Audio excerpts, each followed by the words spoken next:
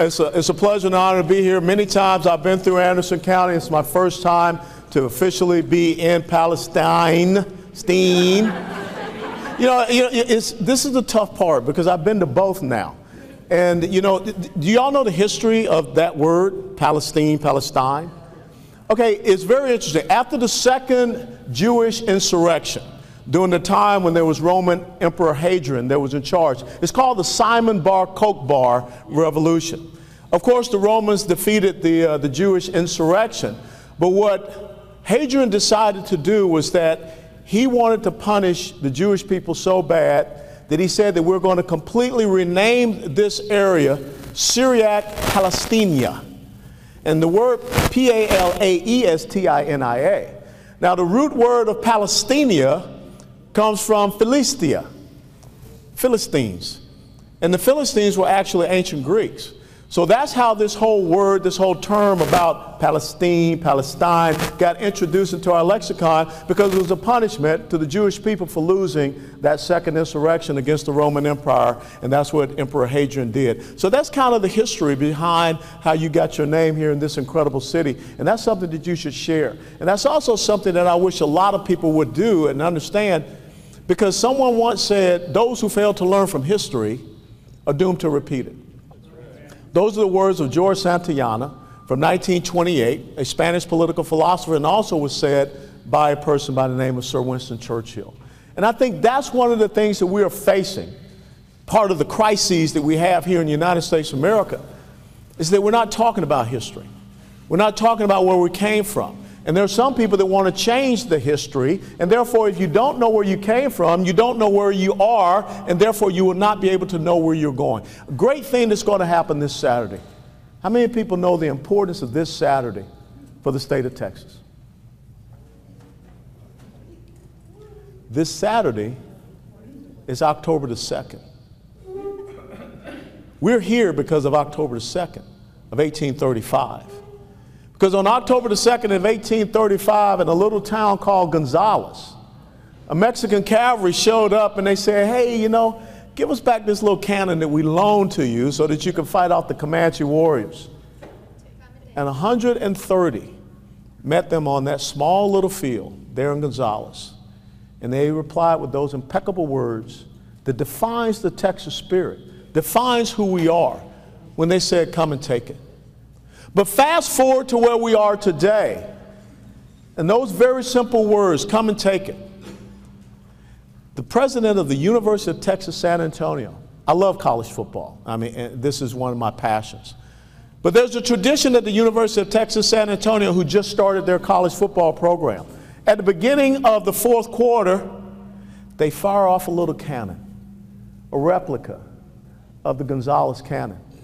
And then they have the banner that states, come and take it, and they fly it across the student body section. But the president of the University of Texas, San Antonio said that the banner can no longer be flown at those football games, and that the cannon will no longer be fired because come and take it is a racist term. But think about it. Now all of a sudden, we thought that the United States of America was established on July the 4th of 1776. But there are some people that are saying the United States of America was established in 1619, when the first slave ship showed up. See, one of the things that I want you all to understand, not too long ago was Constitution Day, September the 17th of 1787. How many of you all realize what September the 17th was? How many of you all took the time to ask your children or your grandchildren, what did you learn about today in school? Did they talk about Constitution Day? Because if we don't talk about Constitution Day, the thing that binds us together, the things that makes us the United States of America, the things that makes us the constitutional republic, the longest running that the world has ever known. If we're not teaching these lessons, then what ends up happening? And Rod brought up a great point. When you read in Joshua chapter 24 and verse 15, what does it say? Joshua says, choose for yourselves today whom you shall serve. Being the gods of the Amorites or the gods from across the river. But he said, as for me and my house, we will serve the Lord. But when you flip over a couple of pages into the book of Judges, and Joshua challenged the people of Israel, saying that, will you continue to serve the Lord? Yes, we will continue to serve the Lord. Then you are witnesses to that. Yes, we are witnesses to that. But when you turn over to Judges chapter 2, starting in verse 10, and it talks about how Joshua and the generations of Joshua passed away, and what did the children of Israel do? They fell down and they worshiped the Baals. See, when we're not passing that lesson of liberty and freedom, individual rights, individual sovereignty, through those next subsequent generations, when we're not telling those stories in our homes, then the next thing you know, we don't know what October the 2nd is. The next thing you know, we don't know what September the 17th is. Benjamin Franklin, when he came out of Constitution Hall on that day, September the 17th, 1787, he was met by a woman, a Philadelphia socialite. Her name was Mrs. Powell. And Mrs. Powell walked up to Benjamin Franklin and she said, well, doctor, what is it that we have, a republic or a monarchy? And Franklin, in all of his wisdom, replied, a republic, if you can keep it. Article 4, Section 4 of the Constitution says that the federal government is supposed to provide to every state in this union a republican form of government and to protect them from invasion. That's in the Constitution. Why is the Constitution so important? Because think about those men and women who stood up here and raised their hand and said that they had served as soldiers, sailors, airmen, Marines, and Coast Guardsmen. You know what's so unique about the United States military? We don't take an oath to a political party. Yeah. We don't take an oath to an ideology. We don't take an oath to a person. We take an oath to what, y'all? Constitution of the United States of America. And see, I got a dear friend tonight that also took that oath. He and I served together at Camp Lejeune, North Carolina for 3 years. He was one of those nice Marines to me, and the other Marines were really evil and not nice to me. But Lieutenant Colonel retired Frank Minor. And the great thing about Frank Minor, there's not too many people that have flown Marine Corps One. You know what Marine Corps One is? That's the helicopter that flies around the President of these United States of America. But Frank Minor, my dear friend, did. And Frank, thank you so much for coming over. Of course he does.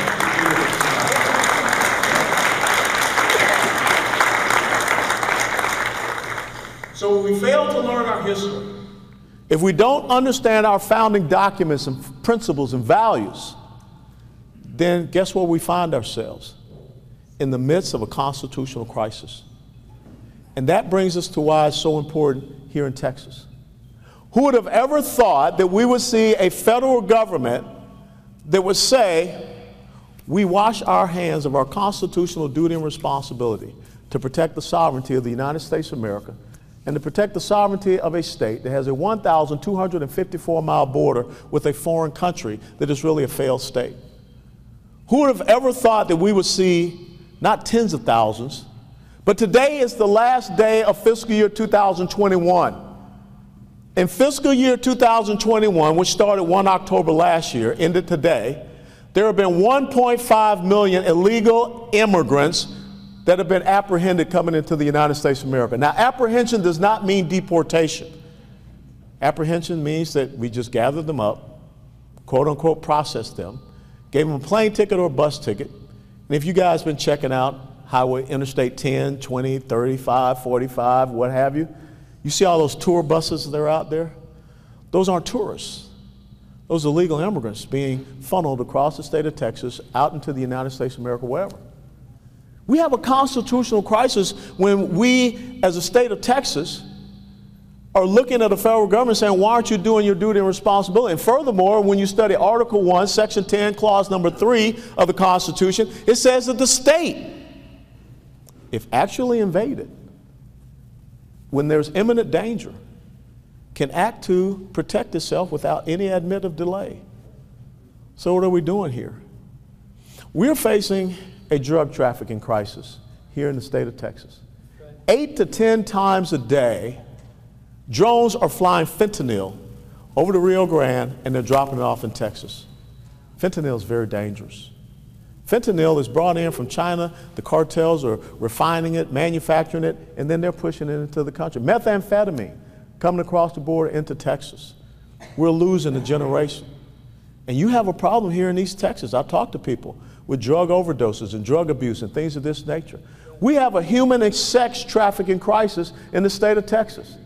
Texas is either the #1 or #2 state for human and sex trafficking in the entire country.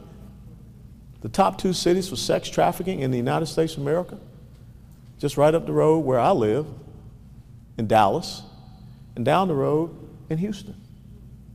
We have a public health crisis that is going on here.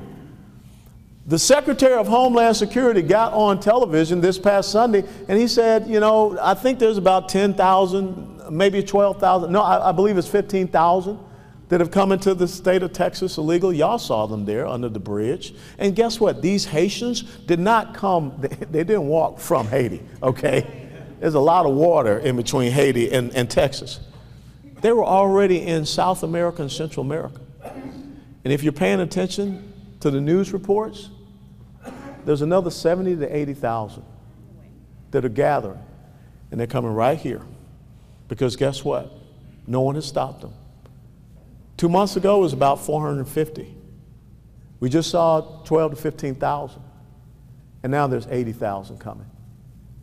And when you hear it being admitted that 1 in 5 may have some type of sickness, illness, or disease, there's no wonder why we have seen a COVID-19 spike here in the state of Texas. But what is so interesting to me, and we just had a great talk, the gentleman over here, you know, I asked him, what would you like for government to do? He said, just leave me alone.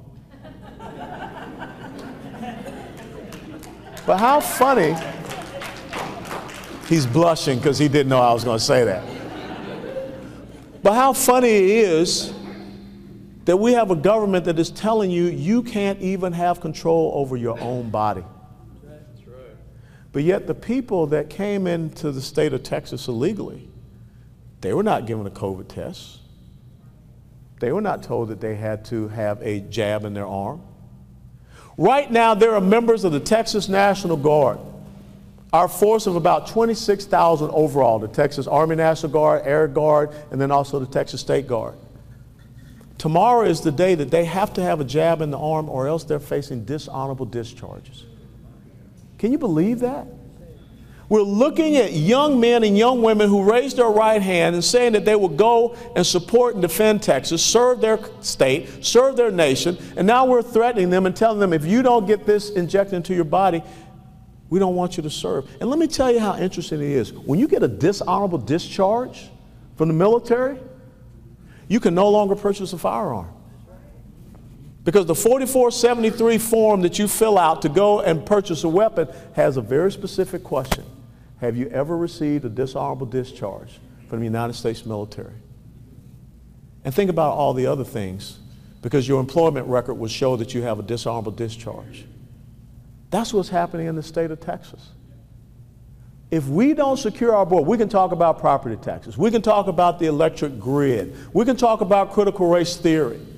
But if you don't secure your border, then that which happened on October the 2nd of 1835 means nothing. That's right. Because it's just a matter of time that you just become a piece of land in between Mexico, Louisiana, New Mexico, Oklahoma, and Arkansas. Because that's what the federal government is telling people. To come right here and you can walk right in. We're getting close to 160 different countries have had illegal people show up here and they continue to be processed in. And who is paying for this? Who is providing those taxpayer-funded benefits? And I can't understand why that's happening. So when I have people that stand up and say, why would you step down from being the chairman of the Republican Party of Texas to step up and run to be the governor of the state of Texas? Because I want to serve you. I want to make sure that there is a state of Texas. I want to make sure that we pass this on to our children and grandchildren, because right now I don't see it happening. I want to take every single ounce of experience I have over 22 years in the military to be able to understand strategic, operationally, and tactically how you defend and secure a border. That's what I did 30 years ago. Captain in Operation Desert Shield, Desert Storm. I went over to defend the border of Kuwait. In 2003, I went over to protect the border and the people in Iraq. From 2005 to 2007, I spent 2.5 years in Afghanistan helping them to protect and secure their border from a terrorist enemy. But yet here we are in Texas, and we can't even secure our own border, which is leading to the drug crisis, which is leading to the human and sex trafficking crisis, which is leading to this public health crisis. It has to stop. And the other thing that's so interesting and important is that the individual sovereignty, rights, freedoms, and liberties that you have. And why is the individual sovereign in the United States of America unlike any other country that the world has ever seen? Because your rights and freedoms and your liberty, your life, liberty, property, pursuit of happiness, they don't come from man. They don't come from a government. They don't come from a governor. They come from the Creator God. But yet, when we are living in a time when someone can make the decision of who and what is essential, no elected official has the enumerated power to decide who or what is essential in the United States of America, in the state of Texas. Benjamin Franklin said, those who would surrender essential liberty for temporary security in the end deserve neither liberty nor security. That's where we are. We're not a constitutional monarchy. We're a constitutional republic. We're not supposed to be ruled by mandates, edicts, orders, and decrees. That's why we have 3 branches of government. And the executive branch has its duty and responsibilities, the legislative branch has theirs, and the judicial branch has theirs. But now we're walking around and we don't even understand how laws are made anymore because everyone's just throwing out rules and mandates and orders and threatening us and punishing us. Don't get the shot, you lose your job. That's an incredible violation of our Constitution. And so now is your time. Now is your time to decide whether or not, as Benjamin Franklin said, is it a republic that you are going to keep? Are you going to stand up and make sure you preserve all of these blessings of liberty for your children and your grandchildren? Because the real measure of who you are and what you have done in your life is not about the houses that you accumulate. It's not about the titles that you get. It's not about how many cars or whatever, or your bank account. It's whether or not 30, 40, or 50 years from now, there's still an Anderson County Republican Club. And they're coming here and they're meeting. And they're talking about you and what you did to preserve their ability to have those liberties and freedoms. It's a choice we have to make. I'm sure that 26-year-old by the name of William Barrett Travis, when he stood there at a place called the Alamo on the 23rd of February, he looked out there and he saw that gathering storm of 3,000 to 4,000. He had a choice to make. And what choice did he make? The following day, on the 24th of February, 1836, he wrote a letter. How many of y'all have recently read that letter? How many of y'all even know about Travis's letter? And in Travis's letter, he said, there's no surrender. There's no retreat. He said, I am willing to die for my honor and the honor of my country. And he closed that letter with 3 very important words: victory or death. Back when things weren't going well for the American Revolution, George Washington turned over to a young man and asked him to write something to inspire people. Defeat after defeat after defeat. They were there in Valley Forge. People were dejected. People didn't believe in the cause. And so he asked Thomas Paine to write a pamphlet that he entitled The Crisis. And we are in a crisis today. And what were the impeccable, memorable words that Thomas Paine wrote? These are the times that try men's souls. When the summer soldier and the sunshine patriot will, in this crisis, shrink from their duties.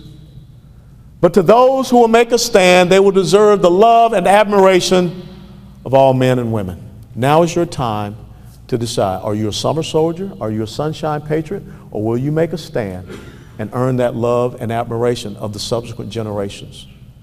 That's the critical thing. Texas is the only state in the United States of America that fought for and won its independence all by its doggone self. It took on one of the most powerful armies that the world knew at that time. One of the strongest and greatest cavalry units that the world knew, the Mexican cavalry. And they did it. And so I'm asking you to look inside yourselves and say, will I draw the line in the sand? And will I step on the right side of that line to secure the blessings of liberty and freedom for the great state of Texas? And it starts with us securing our border. Because if we don't do that, if we don't understand what we're facing, then it's just a matter of time. 80,000 are going to show up at our border. The test of who we are as Texas is whether or not we draw a line in the sand and we say you can't come in. Now I will just simply say this. If it's Governor West, they wouldn't even think about coming here because they would already know what the answer is. But we have reinforced bad behavior by allowing people to come here and disrespect the state of Texas and disrespect the United States of America.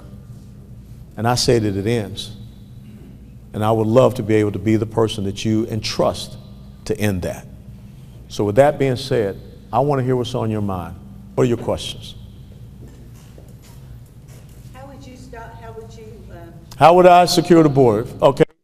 Points. And also, if you go to our website, west4texas.com, I did what we call in the military chalk talk, that, drew the diagrams and laid it out. Number one thing, you got to put your National Guard down there on the border. Right now we only have about 1,000 troops, but actually those troops don't have the right mission, they don't have the right task and purpose, they don't have the right rules of engagement. There are some videos that show our National Guardsmen helping illegal immigrants out of the rafts and the boats that they're taking across the Rio Grande River. That's not what our National Guard is supposed to do. So you've got to get them down there, and 1,000 is not going to do it. Remember what I said, 1,254 miles of border. I've sat down with some military planners, some retired guys, and we looked at right now to do it right, to block off these major infiltration routes that cartels are using, it takes about 6,000 to 7,000. But that's what you're going to have to do to send that message that is a deterrent. The other thing that you have to do is we've got to empower ourselves to do what the federal government is no longer doing. The Customs and Border Patrol, they're not patrolling. They're not, deporting. ICE is not deporting. So we have to do that. We have to empower our sheriffs, our constitutional officers, that's what sheriffs are, to be able to arrest, detain, and deport. And we need to look at the Texas DPS, agencies within there that can be able to do that as well. We need to look at the cartels and stop looking at them as cartels. They are transnational narco-criminal terrorist organizations. They're already working with Iran, Hezbollah, Hamas. It won't be long for the Taliban, ISIS, Al-Qaeda, they find their way to work with them and they come across our border. That's a big concern for our safety and security. When you designate them something that you can do as an executive order, as a governor, that's a good executive order. Then you go after their money. There are banks here in the state of Texas, without a doubt, they got cartel money in there. How do you think they're paying people on this side of the border to go out there and work for them? Stash houses. How is it that we have stash houses like the one we found a couple of months ago in Houston had 90 illegal immigrants in it? So we got to start freezing assets, and we have to seize those assets. And when we take those assets, those financial assets, we put it into our coffers for a border security fund. Cartel members are making 25 to 30 million a week on just human trafficking. Not the drug, not the sex, just the human trafficking, 25 to 30 million. That should be our money. And the other thing that we need to do, something that the state of Oklahoma does, the only state in the United States of America that does this, they tax the remittances of illegal immigrants. What do I mean by remittances? Hundreds of billions of dollars that are being sent out of the United States of America back to Mexico, Nicaragua, El Salvador, Honduras, wire transfers of cash. Oklahoma does it at 1%. I say we do it at 10%. And we have much, much more illegal immigrants here. Then the other thing is that we have these non-governmental organizations, 501c3s, not-for-profits. They're the ones that are processing illegals, giving them packets with bus tickets or plane tickets, some cases over $1,000 of taxpayer money. No non-governmental organization or not-for-profit organization should be able to have a license and operate in the state of Texas if you're aiding and abetting illegal immigration. So we revoke their licenses. So those are some of the critical centers of gravity to this system of illegal immigration that you have to combat. Anyone else? I know it's ESPN college football tonight. I don't know who's playing. Yes, yes ma'am, Heather. What will you do to help teach our kids our history, the truth, the Constitution, the way the government is supposed to work in schools, instead of teaching them how to pass a test, what will you do to make our teachers actually teachers again? Sure. Instead of babies? Well, one of the things you have to understand, you know, when I first retired from the military, I retired in 2004 out of Fort Hood, Texas, and my wife wanted to go to South Florida, and if you're smart, after dragging your wife around for 22 years, you do whatever she says. So I said, yes, honey. I taught high school for a year at Deerfield Beach. I taught the honors American history and also government. But it was such an enjoyable experience to teach high school that I volunteered to go back to Afghanistan for 2.5 years. Okay, so I'm serious, I did. I just came home one day, I said, I'm out of here, okay? First and foremost, how many people know who Randy Weingarten is? Randy Weingarten is the head of the teachers' unions. During their summer conference, Randy Weingarten said that the teachers' unions would go after parents, and they will defeat parents because they will teach critical race theory from K through 12. So this is a fight between parents and the teachers' unions. And that's why wherever I go, I tell people the most important elected position in the United States of America is school board. Now, the election that has the least amount of voter participation in the United States of America is school board. And then you ask yourself what is going on. Because the left has come in and they've taken over our school boards and they're setting the conditions as far as the curriculum and what have you. How many people here know how many folks sit on the Texas State Board of Education? Anyone? I'm not going to get upset. I'm not going to make you do push-ups if you yell out a number or something. There are 15 people on the Texas State Board of Education. Do you know how close the left is to controlling the Texas State Board of Education? It's 9-6. And they got their eyes on a couple more seats. Now, why is the Texas State Board of Education so important, Heather? Because whatever the Texas State Board of Education selects as far as books and curriculum, that's what the rest of the nation decides. But how many of y'all know who your representative is on the Texas State Board of Education? That's what Franklin said. It's a republic if you can keep it. So what can I do as the governor?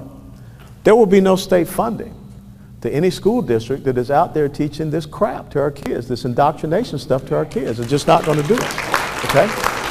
But that's what I can do up there. But what must you do in your local communities? You've got to take over those school boards and those independent school districts. And don't tell me it can't be done. How many folks know about what happened in South Lake, Texas this past year? The South Lake Families Pact, when the precursor to critical race theory was the Cultural Competency Action Plan. And what did the people in South Lake do? They came together, hundreds of them, and they formed their own political action committee for two purposes: city council seats and school board seats. They won back 2 school board seats. They're about to win back another school board seat in a special election, and they're going to look to win the 4th school board seat next May. Guess what? Most times in a municipal level election, if you get 6% turnout, you're happy. 8%, you're doing backflips. In South Lake, Texas, they had a 41% turnout in their municipal level elections. The average margin of defeat in those 2 school board races was 40%. So dial up the people at the South Lake Families Pact, because they got a blueprint and they're happy to share it with you. So that's what I need you to do here on the ground. See, generals can come up with all kind of plans and whatever, but you know who wins battles? It's the little troopies on the ground, okay? That are hooking and jabbing. So I need you all to see yourselves as a troop on the ground and make sure that you are educating your kids, not indoctrinating your kids. Teaching a kid how to take a test ain't teaching a kid. But unfortunately, that's what we've gone down this horrific path. Yes, sir. I'd like to take a position on school vouchers, and as governor, would you enact vouchers? I will enact education freedom, which is school choice. I think that's so important. That was one of our legislative priorities that we had as the Republican Party of Texas. And you're looking at a kid that's the product of school choice. 60 years ago, I was born in the inner city of Atlanta, Georgia, in a blacks-only hospital. I grew up in the old 4th Ward neighborhood, the same neighborhood in Atlanta, Georgia that produced Dr. Martin Luther King Jr. There were 2 public schools, elementary schools in my neighborhood. It was C.W. Hill and John Post, I think, something along those lines. John Inman. My parents didn't send me to those two public schools. My parents understood that investment in my early education would set me on the right path. And so they sent me to Our Lady of Lourdes Catholic School, a small Catholic school right across the street from Ebenezer Baptist Church. Do you know what it was like as a little kid, from first grade up to 8th grade? Every single day you walked home, you walked past Dr. Martin Luther King's final resting spot, where he talked about content of character, not color of skin. The money, the resources need to follow the child as long as the child is qualified. Now, the important thing is that you may have a great school district out here, but where do we need to have school choice? Mainly in our major urban population centers, where our kids are relegated to failed public school systems. And if they're relegated to failed public school systems, if they cannot ever get to reading at grade level, if they cannot end up doing math, guess what ends up happening? They go to the gangs, they go to all of these other things that are negatives, and then the sheriffs and the police officers, those are the ones that end up interacting with them. What does it say in Proverbs 22:6? Train up a child in the way that they should go, so that when they grow old, they shall not depart from it. Your greatest investment is in the education of our future generations. And without a doubt, education freedom needs to be a preeminent point, and we need to honor that as part of our platform. Why is it so important? How many people know who Ron DeSantis is? Governor of Florida. You know how Ron DeSantis won being the governor of Florida? Because remember, he won that election by less than 1%. Ron DeSantis came out and stood up and said that I will support school choice. He said, I will not allow any child in the state of Florida to be subjected to a failed public education system. And they got that passed in their last legislative session. Do you know who crossed over and voted for Ron DeSantis that enabled him to become the governor? Single black mothers that were registered as Democrats that wanted something better for their children. And he followed up on that promise. Yes, sir, Frank. Now, as divisive as things have gotten in politics, especially on both sides of the aisle, especially when we saw Austin this summer with all those special sessions. If you'd been the governor this summer, what would you have done differently, or how would you have handled that? Oh, that's easy. I mean, that's easy. I mean, you know, think about it, Frank. I mean, you don't show up at first formation, you're AWOL. And if you're gone for 30 days, you're a deserter. That's the mentality that I have. So very simple. If I'm the governor of the state of Texas and 57 some odd Democrats decide to get on private jets with cases of beer and all that kind of good, happy stuff, and they fly off and they land in Washington, D.C. As soon as they land, I call for a press conference.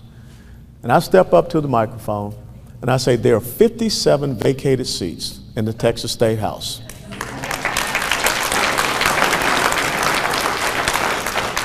If I'm the governor and you're a representative of the people in the state of Texas, I've called for a legislative session and I'm there and I'm taking, and you're not there, you're AWOL. And obviously you don't want to be part of this representative democracy that we have here in the state of Texas. So we just let them know that your offices will be cleared out. There'll be boxes outside the office. Your pay will be cut off. Your staffs, their pay will be cut off and they will be terminated. They will no longer be paid. And that's the end of the story. And then you call for a special election in the next 30 days or 60 days. I think that's the window that the Texas State Constitution allows. This is the message you have to send. If you don't send that type of message, it's Pavlovian. You know what I mean by Pavlovian? If you tell your kid that you're going to come up and check their room, you better clean your room, and you better clean your room or else. Well, if you don't clean your room, you know, this is what I'm going to do. And you never do it, guess what the kid understands and believes? Ain't going to come up here, and the room looks like you know what. So if you don't follow it up with consequences and ramifications, and let me tell you how bad it is.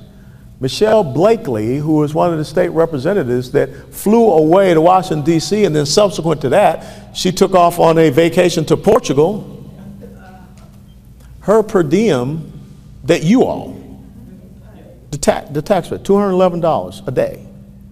She just took all of that and donated it to Planned Parenthood, over $10,000. No one was arrested. Someone was beating their chest talking about when they come back, they're going to get arrested. None of them have turned back in. I think one person did. They're per diem.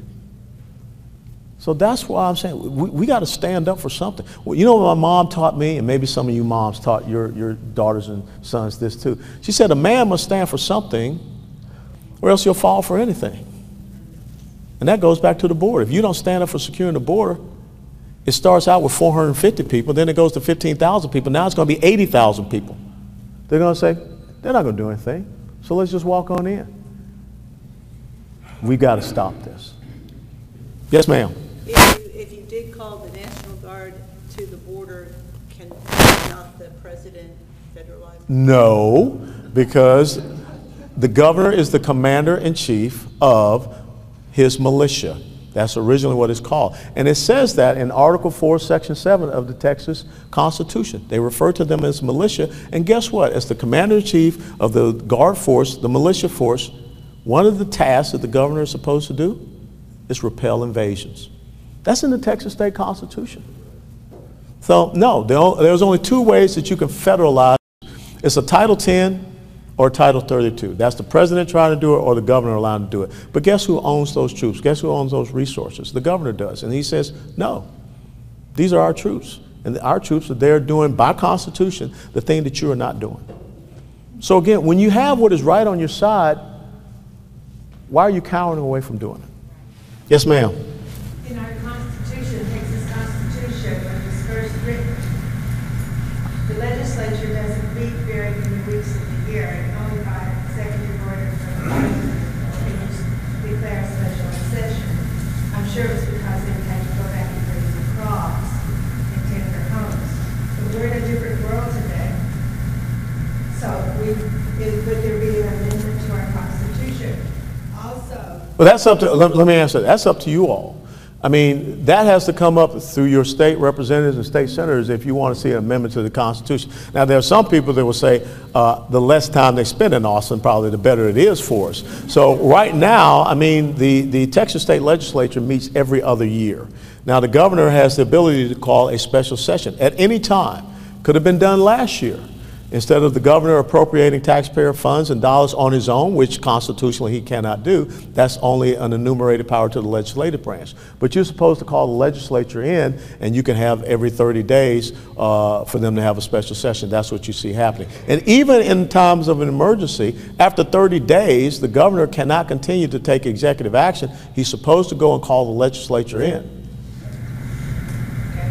And then when you were saying that you would just appoint someone, our Constitution doesn't provide for that. Appoint someone for? To replace them when they're AWL. No, if you call for a special session, yeah, you call for a special session and they're not there, they have violated their constitutional duty, the Texas constitutional duty, to be there for a special session. So you're not. We need an amendment to our Constitution that says. Now, one of the things that they were looking at is that legislation that will prevent there ever being a quorum busted again, but unfortunately no legislation has been done.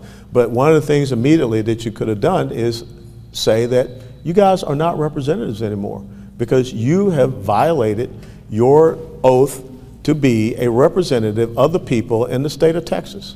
So after so many days, then their constituents from their district could nominate a replacement? Yeah, it's like 30 days or 60 days. And that's what I'm saying. The governor calls for a special election. Just the same as when you've had some people that have decided they are stepping down. We just had 2 special elections. One down in San Antonio and the other right down here in the Jake Elzy. State representative. We just, Brian Harrison, I think that's his name, just won the state house seat. So there are always special elections going on because someone may step down or what have you. But even if they've gone to block the quorum?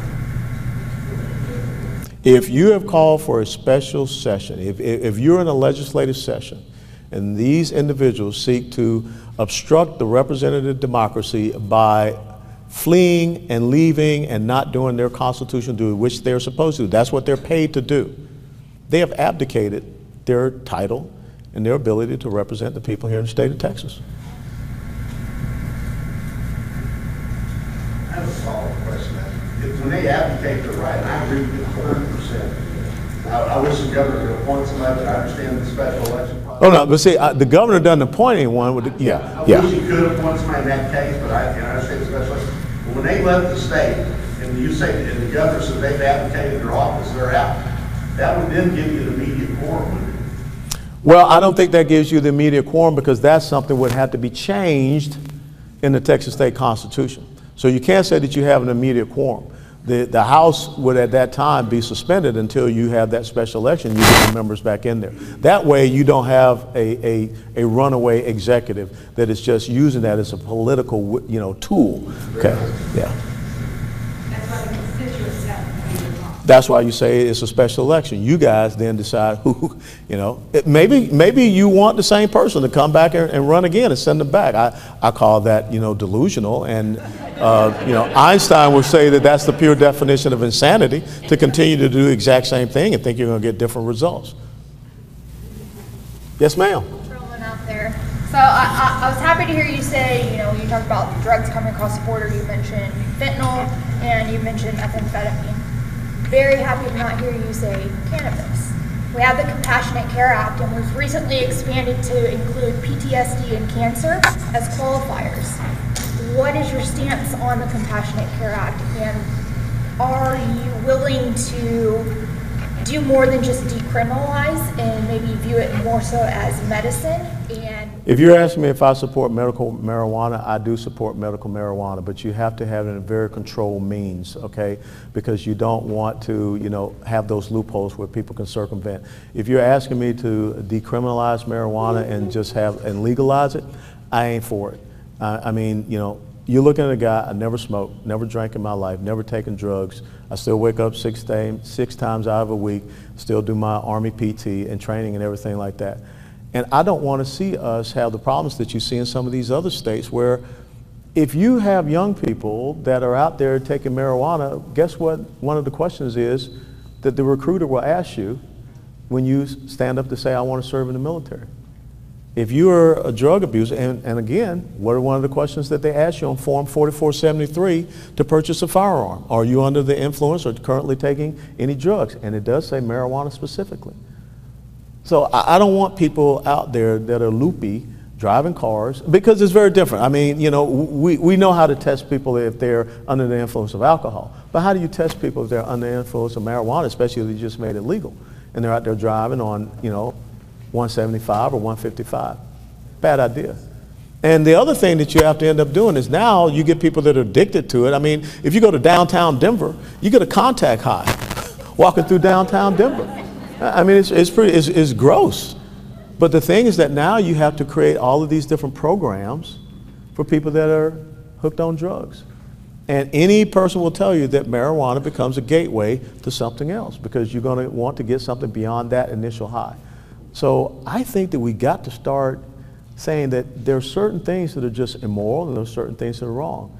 Now, I have, Jay Novacek, former tight end for the Dallas Cowboys. His son suffers from convulsions and epileptic fits and things like that. And, Jay laid it out, and I told him, I firmly understand that. But again, it has to be very tightly controlled. thank you. You're welcome. Anybody else? That's it. Who's playing ESPN college football tonight? I don't know. Yeah, right here. Where are we at on the wall? Very good question. How many miles are there that we share with Mexico? 1,254. How many miles of the Trump border wall do you think has been completed? Just throw out numbers. Like 400. 145. So the thing is that this is not the panacea. And also, if you're talking about another 1,100 miles, that's not just going to pop up overnight. So what do you do in the meantime? That's why you have to get the boots on the ground. You have to have ground sensor surveillance systems. There are invisible lasers that can be out there that when you trip that laser, someone knows and they can go right to that point. But if you don't have people on the ground, you don't have the opportunity to do that. You can have aerial surveillance systems on there. What I would like to see is an integrated border security system. And the other thing is that you don't need to have a contiguous wall like Hadrian's Wall in England or the Great Wall of China. But what you do need to do is look at where are those portions along the border where you build a wall, because you want to constrain and channel people into certain areas that you can better control with your assets on the ground. So that's part of understanding how do you pull and tie all of these things together. Because we don't have time to sit down and try to build 1,100 more miles of border. And furthermore, you know, there's a lot of eminent domain issues and things of that nature. And guess who you'd have to probably go through? You got to go through the EPA and you get tied down. So there's certain areas that we can build that wall, and therefore we can have these controlled areas where we can put our assets on. But like I said, 1,254 miles, only 145 has been completed. And, you know, I will tell you that I've seen what Governor Abbott is talking about as far as his border wall. It's a chain link fence. I've seen the rows of chain link, you know, fencing down there on the border, just laying there, and grass is growing through it. Yes, sir. As you thought of running for governor, what programs have you thought that you would want to bring into your administration? Well, it's not so much about programs I want to bring into the administration. You know, back in 2016, I sat on what is called the Sunset Advisory Commission. And the whole purpose of the Sunset Advisory Commission, they meet in the off years for when the legislative session is. And what they do is they review government agencies and programs that should be what? Sunsetted, gone away, inefficient, ineffective, redundant, duplicative. But over the past 15, 20 years, how many of those programs and agencies have ever been cut? Even though the Sunset Advisory Commission, and they spend a lot of money to do all this research and have all these hearings, it never happens. There's billions of dollars of savings that can happen. So I think the most important thing is to go down there and look at how do we make the state government effective and efficient within its constitutional roles and responsibilities for you. Like you just said, I kind of want the government to just kind of leave me alone. There's some basic things that they're supposed to do, basic goods and services. Tip O'Neill said, all politics are local. Your most important level of government is your city council and county commission. And so that's what I want to bring to the table. Now, this is what I tell you I do want to do. I don't want to see us having such an over-reliance on wind and solar like we do right now, and all the subsidies that we provide through this Section 313 in the independent school districts. I don't want to see us continue down this incredible path of growing government just because some lobbyists or whatever want to see another agency, another program, and things of that nature. I don't want us to continue to go on what is called a baseline budget system. What is a baseline budget system? It says that you start your budgeting cycle with whatever the budget level was the previous year, and you increase it from there. I would rather see a zero-based budgeting cycle where every single year you start off at zero. And you have to justify, and you have to say, why do I need these programs? And that's how you refine the growth of government. Tell you the one thing that this is my ultimate goal though.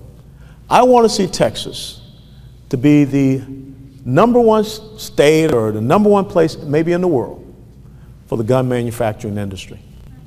Okay? A lot of these gun manufacturers are really facing onerous pressure in some of these states that they're in. I want them to understand and believe that they can find a home here in the state of Texas, because the state of Texas believes in that Second Amendment and your right to be able to defend yourself. And I would love to have the industry based right here in the state of Texas. Heather? What plan do you have, or do you have one, for whenever the federal government comes down? They've already said businesses with 100 or more employees have to get these vaccines or test COVID once a week. What plan do you have, or do you have one, for when they come down and say, it doesn't matter how big your business is, you have to do this, or how small? For instance, we've got 9 employees. Yeah. What is your plan for whenever they do try to do this? Well, first and foremost, let's talk some numbers. What's the population of Texas? 29 million. The last time I checked the numbers for reported cases of COVID in the state of Texas, it's 3.9 million. I just rounded up 3.9 million. How many actual deaths in the state of Texas have been attributed to COVID up to this point? We don't really know. No, I mean, you go to the CDC website, Texas Health, 60,000. That's what they have. Okay, so out of a population of 29 million, 3.9 million reported cases, 60,000 losses of life attributed to COVID. That's not an emergency. And the thing is, again, if you lose the opportunity to decide what goes into your body, what else do you don't control anything else. And so I would say from the perspective of being the governor, I don't want companies in the state of Texas that are trying to dictate the conditions of employment when it is about folks' bodies. So what's next? You have to drive an electric car or we don't hire you. You have to eat this certain foods or we don't hire you. You have to vote a certain way or we don't hire you. It's just a very slippery slope that we're on. And so I know that in the state of Florida, they fine businesses by person if you fire them from their position. And I will tell you something also, if there are businesses that have been the beneficiaries of taxpayer subsidies that lured them to come here, and all of a sudden they're trying to say to these to their employees that we're going to fire you, well then you got to pay the taxpayers back. Or you need to pay that money back to these people in unemployment benefits. We got to stand up and say we're not going to tolerate that here in the state of Texas. And so I would like to see us have more strong constitutional conservative, if you talk about another goal, constitutional conservative businesses that are moving here to Texas that understand individual rights, freedoms, and liberties. You know, I'm not just into these Silicon Valley companies moving here to Texas and bringing their employment base and bringing their ideology and their principles and their values, which undermine everything about who we are here in the state of Texas. Last question. It's almost 2000 hours for us military types. 8 p.m. for you civilians. Could you give us an idea about what you see as the most important role for us right now? Right now. All right, let me. Not talking about in the special session. No. I'm gonna lay it on you. I'm gonna lay it on you. You ready? Y'all got paper? Y'all got pens? I'm gonna lay it on you. Okay? How many people here have read the Communist Manifesto by Karl Marx? Write it down. I'm serious. You need to read the Communist Manifesto by Karl Marx. How many people here have read Saul Alinsky's Rules for Radicals? Write it down. You need to read Saul Alinsky's Rules for Radicals. How many people here have ever read a book called The Law by Frederick Bastiat, French economist, written back in the 1850s? Write it down. The Law, Bastiat, B-A-S-T-I-A-T. How many people here have ever read Alexis de Tocqueville, Democracy in America? Write it down. Now, why am I saying these are the type of things you need to do? Because anyone will tell you, and here's another book you need to read, Sun Tzu's The Art of War. And what does it say in Sun Tzu's The Art of War? If you don't know your enemy, if you don't know yourself, if you don't know the battlefield environment, you will never be successful in any battle. If you know yourself, but you don't understand and know your enemy, for every battle that you win, you will also lose a battle. But if you know yourself, what you believe in, your principles and values, if you know your enemy, what they believe in, their principles and values, if you understand the environment, you will never lose a battle. And that's what I want you to do. I want you, when you come together as this group, sit down and talk about legislation. I want you to, iron sharpens iron. That's what it says in Proverbs. I want you to sit down because I ain't really a smart guy. I used to jump out of airplanes. It doesn't take a lot of intelligence to jump out of airplanes, okay? The red light says you stay in the airplane. The green light means you can jump out of airplanes. It's not like you got all these sticks and everything like Frank had to deal with. But the Army taught me this, that when you don't know stuff, you write it down. And I don't go outside the house without my 3x5 cards. Because I'm ready to defend what I believe in and contrast it with what the other side believes in. And that's what I have here. Here are my fundamental principles and values, everything. The delineation between constitutional conservatism and progressive socialism. What we're dealing with in America is not about Republican and Democrat. It's about the relationship between the individual and the institution of government. And the other thing is that, all these wires y'all got on me, dadgummit. I mean, jeepers, man. This is the Declaration of Independence and the Constitution of the United States of America. Why do I have a paper clip on it? Because it's falling apart. Because I've got it highlighted and everything. This is your American Express credit card. This is what we took an oath to support and defend. This is what you live under. But if you don't know it, if you don't understand it, you don't know yourself. And so if you don't know yourself, you're never going to be successful on this ideological battlefield. The United States of America was established on the premise that the individual is sovereign over the institution of government. What do we have now? The institution of government believes it's sovereign over the individual. That's why you have people saying that you got to get a shot in the arm or else you don't get to work. How do we get to this point? Let me read you this. And this is what we'll close on. That's what I want you to start doing. What does it say in the Bible? It says, study to show thyself approved. The uncontested absurdities of today are the accepted slogans of tomorrow. They come to be accepted by degrees, by dint of constant pressure on one side and constant retreat on the other, until one day when they are suddenly declared to be the country's official ideology. Who would have ever thought in the state of Texas, we're sitting up here worrying about child gender modification surgeries. I mean, we are chemically and physically castrating our children in the state of Texas. Who would have ever thought that we would be to the point saying that, you know, a little boy should not be on a girls' soccer team or a girls' basketball team or a girls' track team and going into the locker room with them. But this is what happens. The uncontested absurdities of today are the accepted slogans of tomorrow. When was this quote written? In 1950s by Ayn Rand. Where we are in America today, where we are in Texas today, this didn't happen overnight, folks. This has happened over the past 50, 60, 70 years. The progressive socialist left has gone in on our college and university campus, and they took over every single school of journalism. They took over every single school of education. So what type of teachers are we getting that are coming out and going out and teaching their kids? They took over the entertainment industry. I mean, once upon a time, I used to sit down and watch the Grammys with my parents. You can't do that now. It's doggone X-rated. So how did we get to the point? Because of constant pressure on one side and our constant retreat on the other side. Because when we come together, we have nice barbecue, we look real nice, we honor our flag, but we don't leave out of here understanding the most important thing that I used to tell my soldiers in combat. Every single day, you got to know what your task and purpose is. Your what and your why. If you don't know your what and your why, and this is what I used to tell soldiers, if you can't tell me every day what your task and purpose is, you're an oxygen thief. And I don't want you in my unit. Because you got to wake up and understand what you have to do and why you have to do it. So that's what I'm asking you all to do. Every single day going forward now, what do you have to do and why do you have to do it? Yeah, we've been busy raising our kids, running our businesses, but the other side has been out there.